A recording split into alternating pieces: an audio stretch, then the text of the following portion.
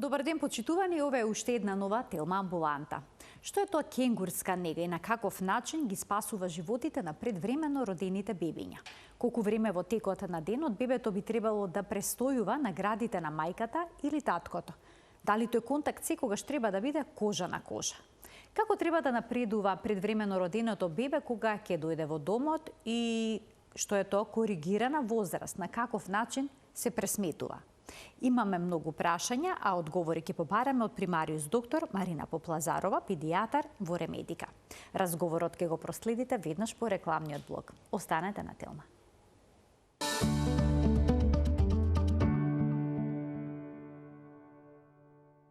Секоја година предвремено се раѓаат 15 милиони бебиња, што значи дека приближно секое 10-то бебе е родено пред термин. Затоа оваа тема е многу важна и ќе обработиме со денешната гостинка, примариус доктор Марина Поплазарова, педијатар. Добре ни дојдовте во студиото на Телма. Добар ден, навистина ми е задоволство што конечно сте во студиото на Телма по подолго време. Благодарам, Марија, на поканата, една преубава тема. Јас сум неонатолог, еве скоро 39 години, значи работам со новородени деца, а темата за недоносеноста е секогаш актуелна и ќе биде актуелна. Бидејќи сите ние и гинеколозите, морам да ги споменам во оваа прилика, акушерите, и ние како педијатри, неонатолози, сите сакаме да се родат децата во термин.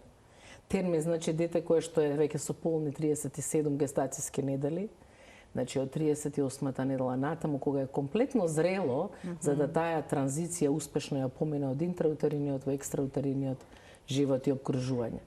Меѓутоа не е секогаш така. Така, не е секогаш така. Едно на 10 деца се раѓа како недоносено и среќа, уште нешто морам да кажам, дека 70% од таа група голема на недоносени деца се она што ние го велиме по медицинска дефиниција доцни недоносени, значи меѓу 34-та и 37-ма гестацијска недела. Значи сепак говориме за една категорија најголема на која што припаѓаат оваа група на недоносени деца, на кои што им треба специјална нега, им треба интензивна нега, им треба интензивна терапија, мониторирање, третмани, се заради тоа што тие деца се инсуфициентни во секој поглед. Значи имаат незрел систем, незрели органи кои што даваат одредени адаптациони проблеми, од респираторни, нутритивни, имаат проблеми со хранење, појачена жолтица, чувствителност, зголемен ризик кон инфекции, отежнато цицање. Тоа се се, да кажам, ситуации кои што во најголем дел се адаптациони проблеми, кои што треба да се очекуваат, секој дете индивидуално да се проценува и да се третира за да може да ја надмина таа фаза. И оно што би го споменала во овој контекст е таа коригирана возраст за која што претходно беше спомената. Ќе се задржиме малку подолго во емисијата. Јас би започнала со гестацијските недели, вие веќе споменавте 37 гестацијски недели. Така е. А меѓународно се знае дека бременоста трае 9 месеци. Па сега колку гестацијски недели всушност трае бременоста? Така. И зошто 37-та недела всушност е клучна? Така. Значи зборуваме за 40 гестацијски недели. Ако една недела е практична, нели зборуваме еден месец, ние точно 4 недели, како што ние го говориме и го пресметуваме 40 недели вие раѓање во термин. Меѓутоа, за терминско новородено, уште еднаш ќе повторам по медицински критериуми, е секое новородено дете што се раѓа од почетокот на 38 недела. До 42 недела, од 42 недела веќе се преносени деца. Дали тоа е проблем исто така да прашам? Апсолутно. Бидејќи постелката има свој ограничен капацитет, пазите детето во интраутериниот период практично и се храни и диши преку постелката. И постелката е клучот за многу работи за детето соодветно да се расте, да се развива во матката кај мајката. Порано постоеше убедување дека бебето доколку се роди во 7-миот месец има поголеми шанси да преживее отколку ако се роди во 8-миот. Да. Има ли логика се тоа? Медицинска логика нема, морам веднаш да кажам, неколку пати сум говорила на оваа тема, меѓутоа точно има такво народно верување. И веројатно причината е следна. Значи децата што се раѓале во 7-ми месец, нели, кои што условно повеќе би преживувале, што медицински апсолутно не е соодветно, бидејќи колку детето подолго е кај мајката и подолго зрее и има поголема гестација и се раѓа подоцна, апсолутно подобро и позрело, нели, за надворешниот свет и за надворешните услови. Меѓутоа, тие што се раѓале, значи пак говорам за еден мит, нели, едно народно верување, тие што се раѓале во 7-миот месец биле навистина многу мали. Значи говориме за деца околу 1500 грама плюс минус 200-300 грами. И кога ќе се родиле, сите знаеле дека детето има проблем. Значи на времето немало инкубатори, па ги чувале блиску до изворна топлина, па ги хранале со мајчино млеко, капка по капка, со сламка. Значи имаме многу примери кои што сме ги прочитале од аспект на тоа како преживувале понатаму претходно кога немало услови на една современа интензивна нега и така натаму. И тие деца со таков посебен третман, посебно третирани, навистина преживувале повеќе него оние што се раѓале во 8-миот месец, кои што биле релативно големи. И ги перцепирале практично како деца кои што не би имало проблеми, меѓутоа и како имаат проблеми. Тоа е таа група за она што реков доцни недоносени деца, кои што имаат релативно голема килажа, значи 2500-2800 грама, и ги третирале релативно рутински. Значи, А барале посебен третман. Заради пристапот всушност. Имено, точно така. И на крај тие деца заради тоа што не биле соодветно третирани, нели со соодветно внимание и грижа, се случувало во многу случаи заради нивната температурна нестабилност, неможност да се хранат доволно и така натаму, ризик од инфекции, повеќе да им умираат него овие што знаеле дека треба да ги посебно третираат. Така да има тука голема вистина. Зошто во народот тој мит останал, иначе медицински навистина тоа не корелира. Сега би сакала да искоментираме еден интересен податок. Беа објавени и резултати од студии дека за време на локдаунот, првите 4 месеци од ковид пандемијата, бројот на предвремени породувања опаднал, се намалил за 3 до 5%, што значи дека имало 50.000 бебиња помалку родени пред време од она што се очекувало. Како ова се објаснува? Многу интересен податок, нели? Апсолутно. Ќе се согласиме. Многу интересен и веројатно тука повеќе би оделе да ја најдеме причината во да кажам навиките на трудниците. Значи, нивната психофизичка кондиција, морам да напоменам, е изузетно битна во однос на регуларноста на самата бременост, уредноста на самата бременост. Значи, бременоста прво треба да биде посакувана, второ треба да биде контролирана, се со цел за да може мајката таа втора состојба во која што се наоѓа Србите што би рекле друго стање, организам, така е, да соодветно ја испочитува. Значи, тоа не е состојба ќе функционирам најнормално и плюс, нели, втора состојба. Но повеќето така ја доживуваат и перцепираат бременоста. Тоа е малце, да кажам, тренд во современите општества сега, каде што жените навистина се активни во секој поглед, нели, општествен, во фамилија, на работа и така натаму, многу обврски, одговорно и работи и така натаму. Меѓутоа, треба да се испочитува состојбата на организмот на мајката. Значи, локдаунот веројатно малце ја на некој начин стабилизира секојдневната активност на жените кои што беа гравидни. Нели, во тој контекст да можат малце повеќе да обрнат внимание на себе, повеќе да се релаксираат, така е, повеќе да одморат, повеќе хигиено-диететски режим што им е поволен за нивниот организам да го тоа почитуваат. Бидејќи статистиката исто Марија говори дека оние што се предвремено породени жени многу малку воделе сметка за својата психофизичка кондиција. Имено ја игнорирале втората состојба, нели? Така да нема да забораваме на мајка која што рачунајќи дека има уште 2-2,5 месеца до породување. Знаете, тоа се многу интересни ситуации животни, па е лето, па е одмор, па тоа се млади особи активни кои што имаат желби и потреби. И жената сурфаше, нели, лето, на одмор, нормално. Од сурфање, од одмор, дојде во родилна сала и се породи во 32 недела, значи 2 месеца пред термин.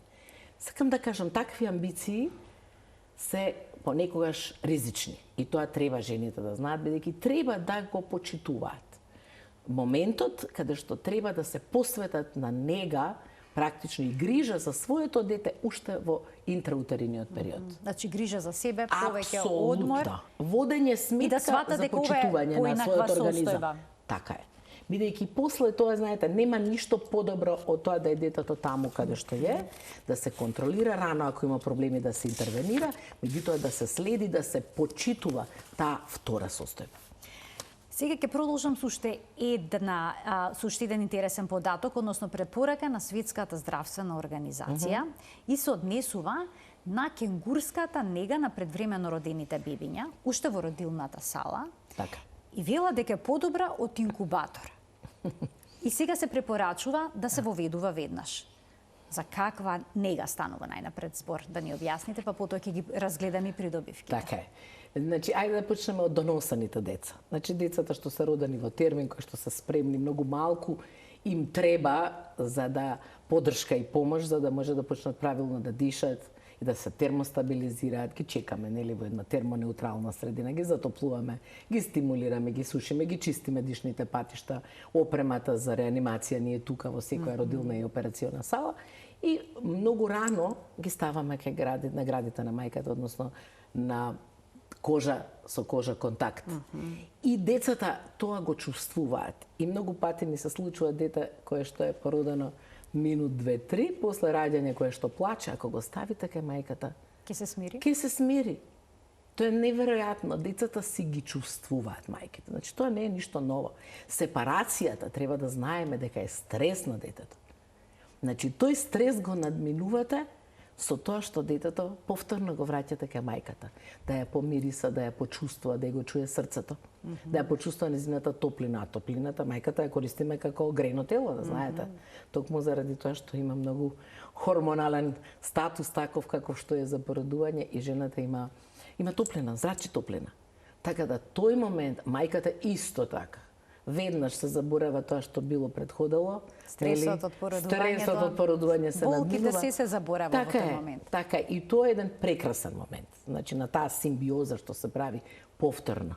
Значи тоа е контакт и тоа е врзување на мајката со детето и детето со мајката, кое што е апсолутно природен и неопходен. И треба да се направи најрано што е тоа можно. Секако зависи од состојбата медицинска и на мајката и медицинската состојба на самото дете. Кај недоносаните деца тоа се практикува во оделенијата на интензивна нега. Значи таму каде што имате дете кое што ви е на интензивна нега, значи мора да се мониторира, прима инфузија, има сонда за хранење, бидејќи децата немаат соодветен рефлекс за цицање пред 35-та гестацијска недела. Значи има повеќе мерки и методи со кои што им помагаме на овие недоносени деца. Контактот со мајката во текот тоа кенгурирање што се вели, нели?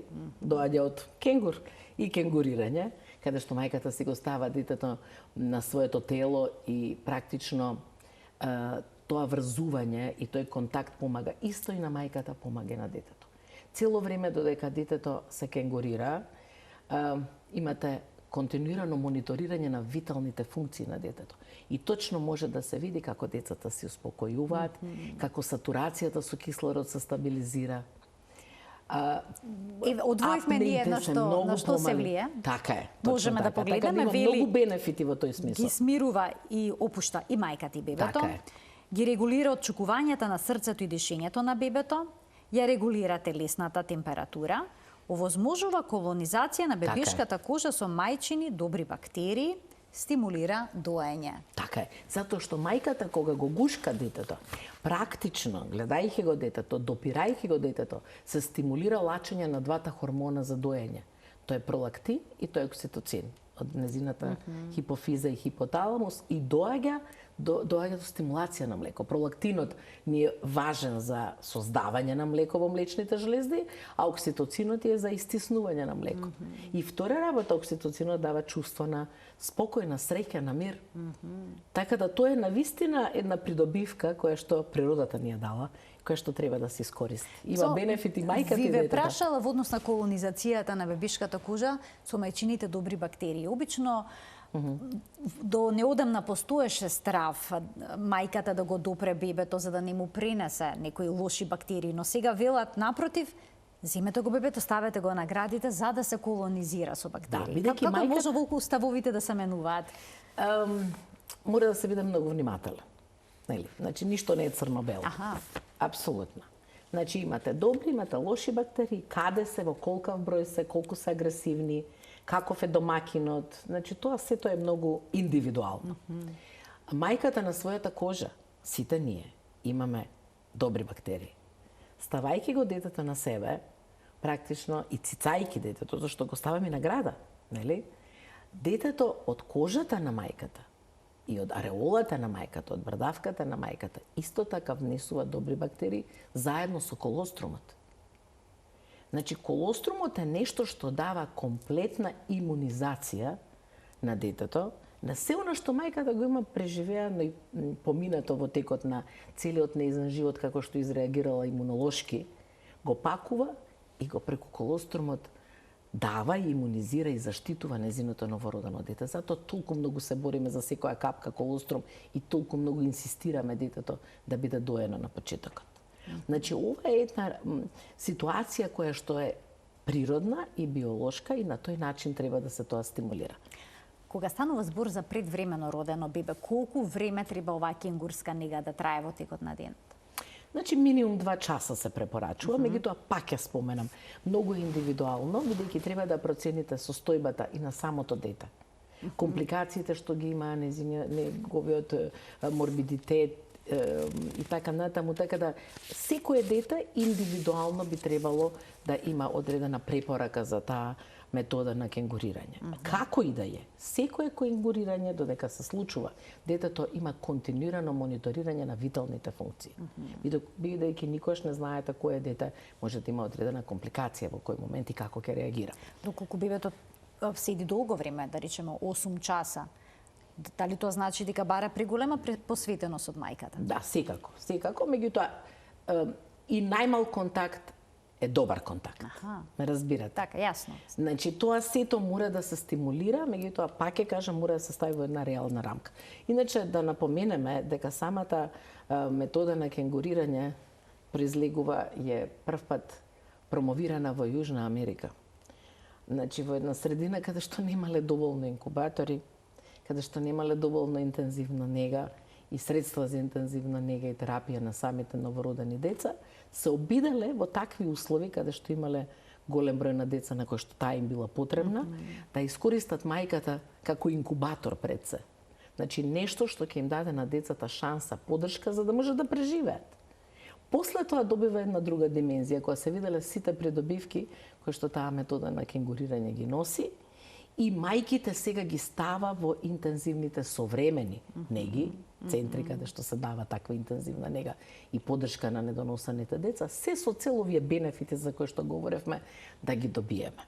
Тоа значи нашите интензивни неги за неонатални, така? Би требало да се реорганизираат. Да, значи треба да направиме простор за мајките да се вклучат и во грижата, и во негата, и во третманот на своите деца. Може таткото да учествува во Апсолутно, кенгурирањето? таму каде што мајката не е во кондиција од било која медицинска причина, може да биде таткото. Докторке, ќе ги поканим и гледачите да се вклучат во денешната Тилма амбуланта со нивни прашања. Почитувани од овој момент, емисијата е контактна, телефонскиот број ќе биде испишан на екранот, слободно може да се вклучите во програма и да поставите прашање кој е поврзано со денешната тема. Каква улога има, докторке, родилната тежина, кога станува збор за предвремено родено бебе? Дали е само гестациската недела важна или пак има и други параметри? Така, значи тука имаме разлика меѓу квантитет и квалитет. Тежината, Марија, е нешто што е квантитет. Меѓутоа, квалитетот во однос на зреењето и матурацијата на организмот на секое дете, доносено или недоносено, зависи од гестациската недела, како што веќе напоменавме. Имаме деца кои што се раѓаат со мала родилна тежина заради најчесто инсуфициенција на постелка и не растат доволно, меѓутоа се раѓаат во добра гестациска недела и добиваат едни борци кои што точно знаат што да прават во надворешни услови, добро дишат, се борат, цицаат и така најтаму една добар тонус и рефлексија, една одлична виталност. Така да тежината сама по себе, без гестациската недела, не мора да одлучува во однос на компликациите и, да кажем, проблемите што ќе ги има тоа дете конкретно. А дали секој предвремено родено бебе ќе заврши во инкубатор? Зависи од секој дете индивидуално. Значи, имаме деца кои што, пак ќе кажам, за онаа категорија која што е под 34 и под 34 гестацијска недела, апсолутно. На тие деца во голем процент им треба и респираторна поддршка, бидејќи имаат проблеми да дишат сами, имаат неразвиени бели дробови. Сето ова останува уште попотенцирано кај деца под 28 гестацијска недела, кој што може имаат и помал процент на преживување, имаат и поголем број на компликации. Од која гестацијска недела всушност преживувањето се подобрува? Генерално, значи од 28-та недела нагоре, значи сметаме дека тоа е некоја граница на преживување. Не дека не преживуваат и по 28 гестацијска недела, меѓутоа говориме за еден биолошки потенцијал што недоносеното дете го има во тој момент кога се раѓа, за да може сите тие понатамошни компликации и ризици да ги надмине полесно и без секвели. Оти не зборуваме само за преживување, зборуваме и за преживување без последици, без консеквенции. Бидејќи тие незрели организми многу лесно се дестабилизираат и имаат многу компликации. Така да, колку е понезрел тој организам, колку порано е родено детето, компликациите се многу поголеми и последиците. Која е најдолната граница? Од која гестацијска недела најдолна не се обидувате да го спасите предвремено роденото бебе? Има ли такви случаи да е прерано родено и да сметате дека не етичкиот момент, нели тука? Точно, тоа сакам да кажам. Значи, генерално, секоја стратегија треба да биде према националните услови и можности на секоја држава поединачно. Кога би биле во Америка, поинаку би разговарале. Кога би биле во Африка, сигурно поинаку би разговарале. Нели? Говориме за наша земја која што е во развој во Европа. Тука веќе мора да ги земете сите фактори на ризик, значи имаме статистики кои што даваат реални податоци за тоа колку деца во која гестацијска недела во наши услови преживуваат и со какви последици. Значи, пристапот на сите светски центри, ние истото тоа и го правиме, е прво да разговарате со родителите. Родителите мора да бидат свесни во каков ризик се влегува кога, да кажеме, детето треба да се стави на некоја интензивна терапија и нега и со колкави ризици понатаму тоа ќе има шанси и да преживе и да биде добро и да се развива нормално. Имаме гледач, ќе му дадеме предност, двајца гледачи. Еве, ќе го вклучиме првиот од нив. Добар ден. Добар ден за првиот гледач во денешната Телма амбуланта. Дали се слушаме? Добар ден. Добар ден. Повелете. Puno pozdrav do doktorkата и до вас, родителке. Ви благодарам. Ќе ве молам, ако така, докторката да ми објасни едно прашање. Така?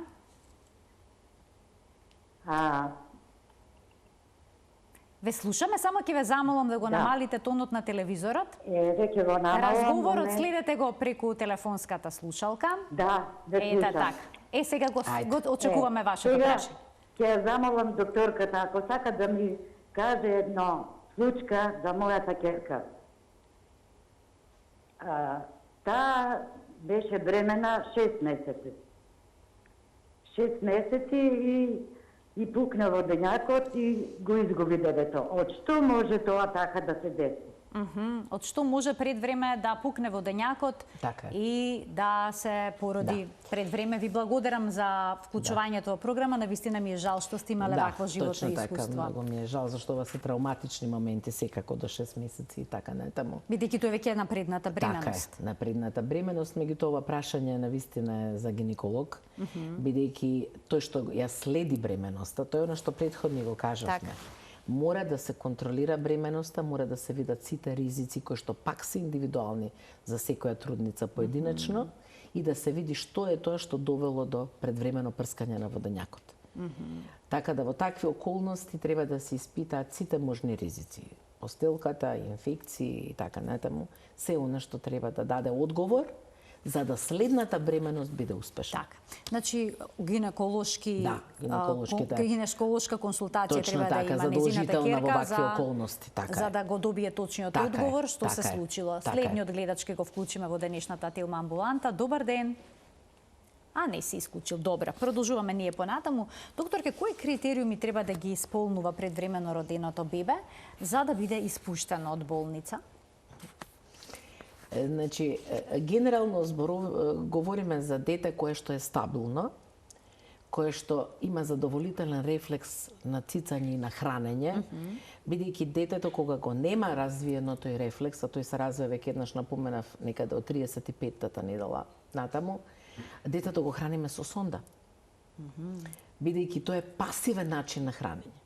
После 35-тата недела веќе има развој на рефлексот за цицање, рефлексот за голтање и на тој начин детето успева само да се храни. Значи користиме шприцеви, користиме капалки, користиме соодветен тип на цуцли медицински со кои што ги храниме децата, ги ставаме на града за да ги стимулираме и така натаму.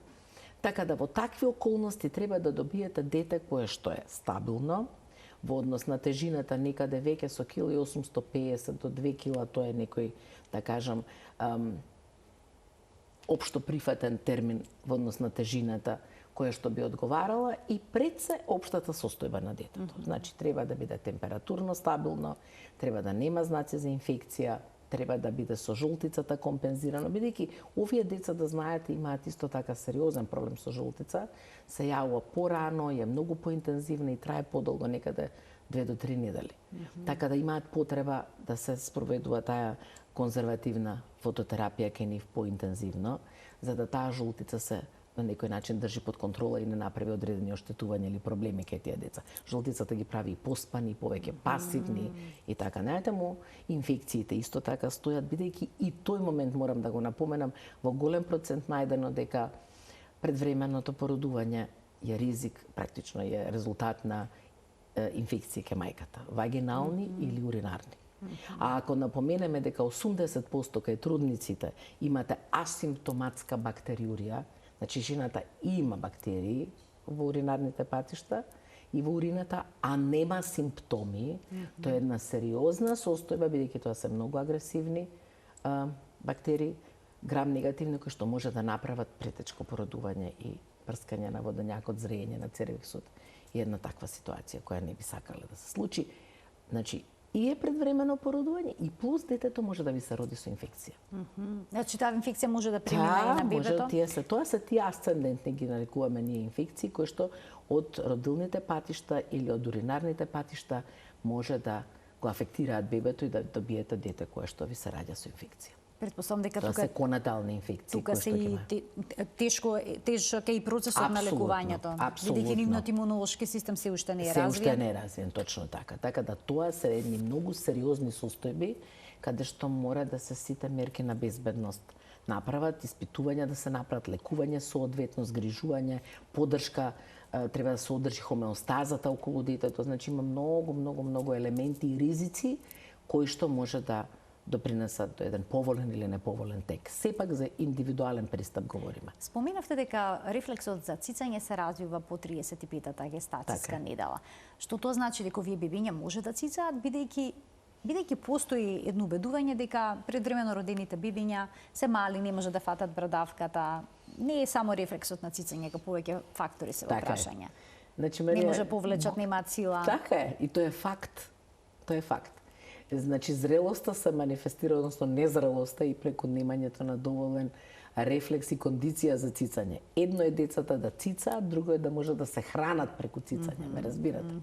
Значи, во голем дел кај овие деца од 35-та недела па таму до 38-та недела, потребна им е помош. Па комбинираме. Значи, мајката го става на града со цел да ги стимулира хормоните, да го стимулира и него, да цица, а од друга страна се измозува, па незиното мајчино млеко го даваме на пасивен начин. Значи, дали со шприц, дали со специјална цуцла и така натаму, се со цел да детето го добие мајчиното млеко на полесен начин. Како детето зрее, така зрее рефлексот за цицање, така детето расте во тежина, така неговата виталност и кондиција се подобрува. И детето доаѓа до фаза каде што може целиот оброк да го добие на активен начин со цицање. Така да тоа е процес. Тоа е процес. А сега доаѓаме до она што се нарекува коригирана возраст. Така. Како се пресметува возраста кај предвремено роденото бебе? Да, ова е еден многу интересен термин, меѓутоа многу важен, есенцијален. Значи, мораме да испочитуваме незрелоста физиолошка кај секое недоносено дете. Што тоа значи? Тоа значи дека детето и покрај тоа што е породено пред време, има уште процес на матурација, процес на зрење. Така е. Значи, детето треба да зрее некаде 40 гестацијски недели за да биде комплетно спремно за надворешните услови и да може да се адаптира во надворешните услови. И неговата хомеостаза внатрешна да биде соодветна и зрење. Значи, детето ако ви се роди во 32 недела, имате 2 месеца, тоест 8 недели процес на матурација, додека добиете дете кое што ќе биде комплетно зрело, доволно витално, доволно спремно за да може соодветно да функционира во надворешните услови. И затоа во тој период мора да му ја почитувате незрелоста. Тоа ги учиме нашите родители. Значи, морате да сватите дека вашето дете кое е родено пред термин, треба да му ја почитувате неговата незрелост, што е физиолошка, што е очекувана, што е нормална. Значи, коригираната возраст за тоа дете не е исто што и хронолошката возраст. Хронолошката возраст на едно дете што е родено 32 гестацијска недела е денот кога се родило, тоа ќе му биде роден ден. Тоа е во ред. Така праша еден родител, добро, кога ќе му го честитаме роден денот, нели? Кога ќе му го правиме? Да, на денот кога детето се родило, нели? Меѓутоа, коригираната возраст е веројатниот термин на раѓање на тоа дете. А тоа е 40 гестацијска недела. Разбирате? Така да, тоа мора да се испочитува. Бидејќи детето треба прво да стигне тие 8 недели да матурира, па да дојде до веројатниот термин за породување и за раѓање, за да може после тоа детето да влезе во една фаза на новородено дете. Па како сега родителите да следат дали е се во ред со развојот на нивното бебе? Па затоа дискутираме, нели? Затоа секое дете поединечно го третираме. И кога им даваме препораки во однос на следење на психофизички развој, стимулација, што е многу важно за овие деца. Одредени рани интервенции што се прават и така натаму за правилен раст и развој, секогаш говориме коригираната возраст е таа која што ние ја следиме. Значи, ако треба да се процени како детето расти се развива, треба да се направи тоа на 3-тиот месец на коригираната возраст. Значи, тогаш имаме реален пристап кон тоа дете. 3-тиот месец, всушност од датумот кога бебето да се роди. Токму така. Истото го правиме и кога ги децата практично следиме во однос на растот. Значи, коригираната возраст е таа што практично ја следиме на кривата на раст. Имаме криви на раст, која што практично на секое дете, на секое отпусно картонче стои, тоа е по Светска здравствена организација, па се гледа дали детето расте просечно, надпросечно или подпросечно за возраста, и тука ја пласираме практично коригираната возраст. Бидејќи тоа е реалната возраст на детето. Значи, тоа е разумен пристап. Исто, уште една работа која морам да кажам. Кога говориме за додавање на дополнителна исхрана, кога дискутираме за контрола на следење на крвна слика и така натаму, и секогаш мора да имаме на ум дека тоа се недоносани деца. Иако кај доносано дете чекаме една анемија да се појави некаде 3-тиот месец, кај недоносаните деца, бидејќи е скратен периодот кога мајката дава она што велам мирис на железо, нели, на својот фетус, а тоа се случува последниот триместар на бременоста, тоа е скратен период, значи детето помалку мирис добива железо. Помали резерви така, и детето се раѓа со помали резерви. Многу често има анемија на самото раѓање, кај детето ако направиме крвна слика, голем дел од тие деца може да имаат стартна анемија, меѓутоа анемијата ја очекуваме некаде 6-та недела и задолжително правиме крвна слика кај нив 6-та недела. Значи меѓу 4 и 6 недели отприлика. Се презема нешто порадикално во тие ситуации? Да, се зависно од ситуацијата, нели, негде има деца, некои за жал имаат потреби од трансфузија. Секако проценуваме, нели, колкава е длабоката анемија, таму каде што има услови, мајките пијат исто препарати на железо, па го збогатуваме мајчиното млеко со железо што детето го добива како храна, од една страна, од друга страна детето може да добие терапија капки железо, мултивитамини и така натаму, каде што исто така помагаме во растот и развојот. Значи, сето тоа е многу еден комплексен пристап. И за да бидеме реални и коректни кон тие недоносени деца, многу е важно да имаме предвид оваа коригирана возраст. Да, значи многу е важно оваа коригирана возраст. Навистина. А што е со следењето на психофизичкиот развој на децата? Уште еден важен Треба ли да момент. биде цел тим вклучен? Кога почнуваат тие прегледи? Кај кого се прават? Така е.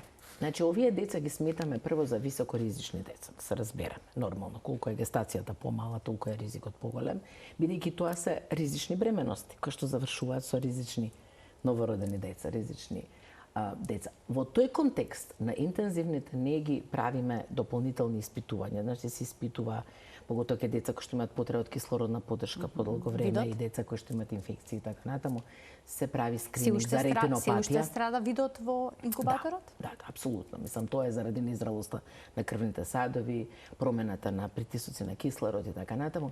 Значи, ретинопатијата треба да се скринира, треба да се видат очите на тие деца и да се следи за секој дете поединечно, така да прегледи се прават уште на интензивната нега, рано да се процени дали има проблем, се испитува слухот на децата. Исто така, скрининг кај сите деца се прави, со цел исто да се открие рано дали има одредени проблеми.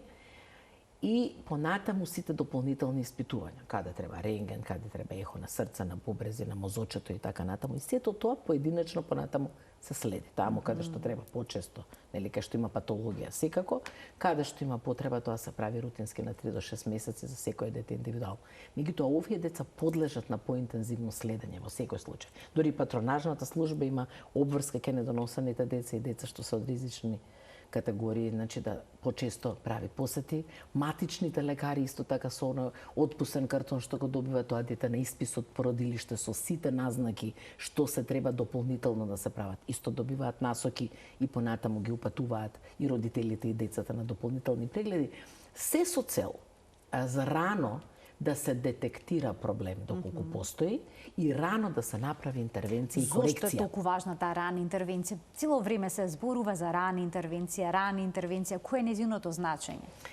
Рано само по себе значи морате да бидете да размислувате во правец да детектирате нешто што е на време.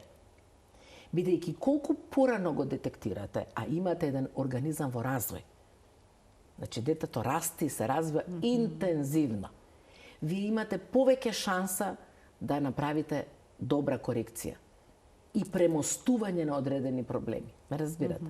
Значи тоа е она што сите ние го фаворизираме. Рано да се детектира доколку има одреден проблем. И затоа овие деца се поинтензивно следат. Значи се нивниот развој се следи, има развојни советувалишта, има невропедиатриски следења, се следат кај дефектолози, се следат кај психолози. Значи сето тоа за да може еден интегрален пристап да се даде за секој дете поединечно. Некои деца имаат потреба од физикална рехабилитација и стимулација. Така да сето тоа, пак ќе кажам, индивидуално, меѓутоа целта е да извлечете максимум, да направите едно дете нормално да расте, да се развива понатаму. Така да родителите практично ги на некој начин информираме и ги подготвуваме за тоа што треба како поддршка да се даде на тоа новородено дете. Значи мора да се испочитува неговата незрелост и вулнерабилност на таа популација. Мајките многу често некои што работат мора да се вратат по одредено време на работното место. Што е со овие предвремено родени бебиња, кога ќе наполнатите 8-9 месеци, тие реално ја немаат таа возраст како што споменавте, како што веќе споменавте, тие всушност имаат поинаква возраст. Можат ли во градинка да бидат оставени? Значи, ќе се разболуваат ли почесто? Да, значи ризикот останува. Значи навистина останува ризикот и генерално некаде се смета дека тие недоносени деца ги бркаат своите термински деца некаде до година и пол-две. Значи тој период ќе се изедначат, така е. Апсолютно. Година и пол? До две, да. Така да во тој контекст, тој период мора да сватиме дека е вулнерабилен период, она што говорев. Значи ризиците се големи и мора малку да се испочитува тој момент со тоа што овие деца во зависност од тоа што имаат претходна историја медицинска и така натаму, имаат мајките можност малку и подолго време да бидат со нив. Како треба да изгледа напредувањето од како ќе дојдат во домот со бебето? Дали се истите критериуми како за термински родено бебе? Да. Значи прво мајките мора да бидат свесни, затоа ги подготвуваме уште во породилиштето, какво дете родиле, да се запознаат со своето дете, нели? Да ги запознаат неговите потреби, да можат да одговорат на неговите потреби. И треба посветеност, она што говоревме претходно. Значи, овие деца навистина бараат комплетен ангажман од целото семејство, највеќе од мајката и од таткото, секако како поддршка, меѓутоа битно е да знаат какво дете имаат. велиме, немојте многу посети, немојте да ви доаѓаат гости, одложете го тоа, посветете се едни на други, гледате на ова дете, мора да му направите ритам, бидејќи тоа дете се однесува како фетус.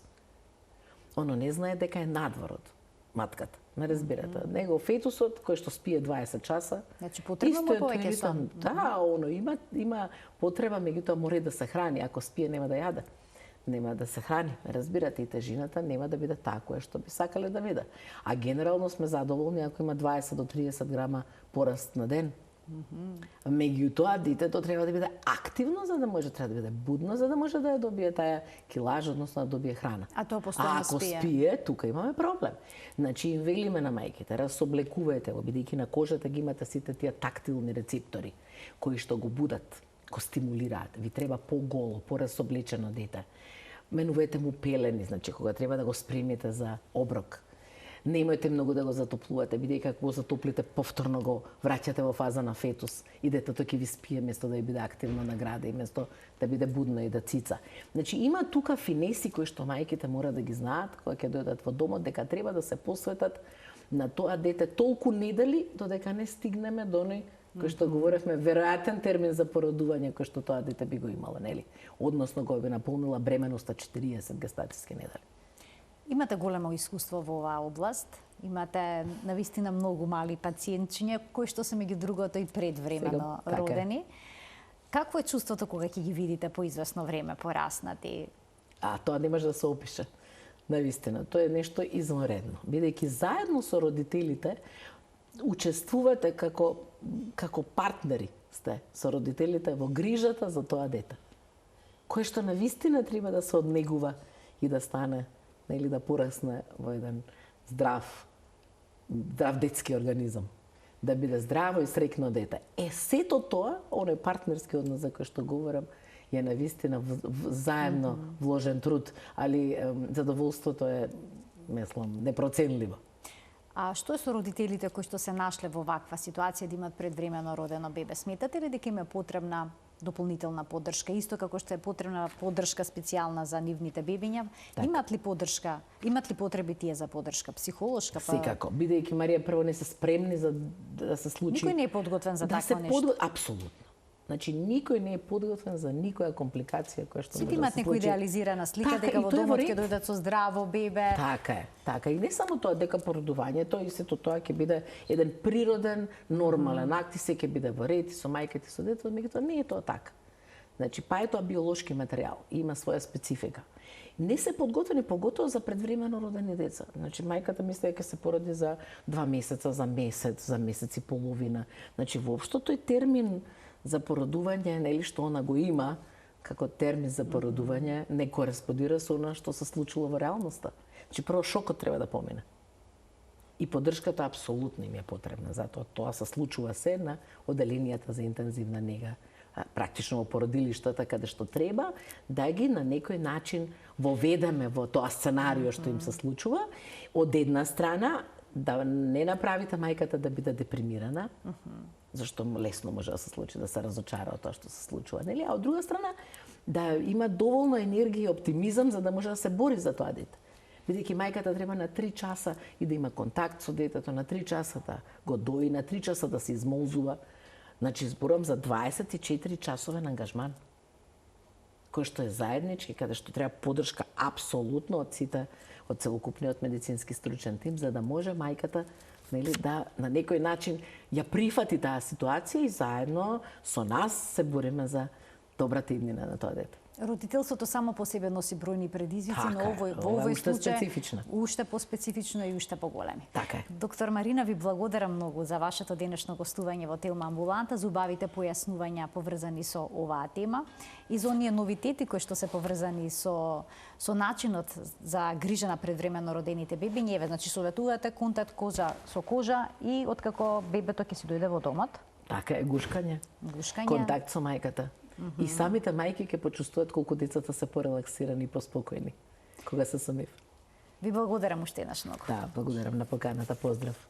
Почитувани доктор Марина Поплазарова, педијатар, неонатолог, во Ремедика, беше наша гостинка во Телма амбулант. Ви благодарам за вниманието со кое што не следевте. Се гледаме секој работен ден на Телма. Пријатно.